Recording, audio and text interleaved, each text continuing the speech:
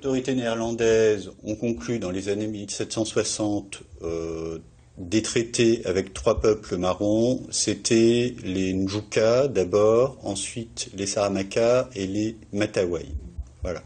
Donc les Pays-Bas avaient conclu ces traités pour que les peuples marrons cessent leurs attaques. Et donc, en échange de la paix, ils leur versaient un tribut et ils leur reconnaissaient une totale autonomie. Voilà. Et donc, effectivement, dans le cadre de ces traités, l'autonomie reconnue à ces peuples marrons était telle qui pouvait être considérée, dans le contexte de l'époque, comme un État. Pourquoi ils ont été obligés? Parce que les marrons étaient un peu, par certains côtés, les inventeurs de la guérilla moderne. Bon, voilà, on est un peu dans ce qu'on appelle les guerres asymétriques, dont on parle beaucoup aujourd'hui. Et donc, les Néerlandais ne réussissaient pas à vaincre les peuples marrons les plus nombreux.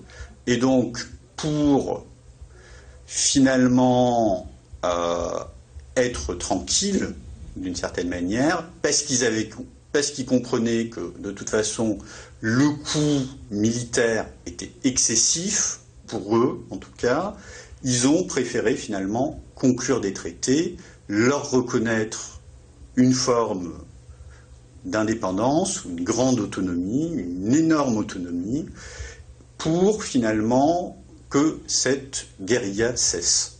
Voilà. Ils ont acheté la paix. Et les Français, eux, ils n'avaient pas conclu le moindre traité avec un peuple marron.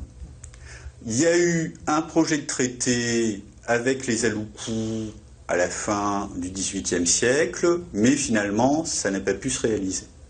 Voilà. Donc, il n'y a pas eu de traité conclu par la France avec un peuple marron. Pour eux, c'était une affaire néerlandaise, et surtout après l'abolition de l'esclavage, ces traités étaient considérés comme très humiliants par les autorités coloniales françaises. C'est-à-dire que, pour eux, les Néerlandais s'étaient en quelque sorte soumis aux marrons, s'étaient soumis à ceux qui considéraient comme des sauvages, comme des nègres sauvages, la France étant complètement traumatisée par l'indépendance de Haïti. Et donc, pour eux, c'était une abomination parce que, au début du XIXe siècle, il faut bien voir qu'en plus, les marrons étaient perçus à travers aussi le prisme haïtien, à travers ce traumatisme haïtien qui était très important pour les colonisateurs français.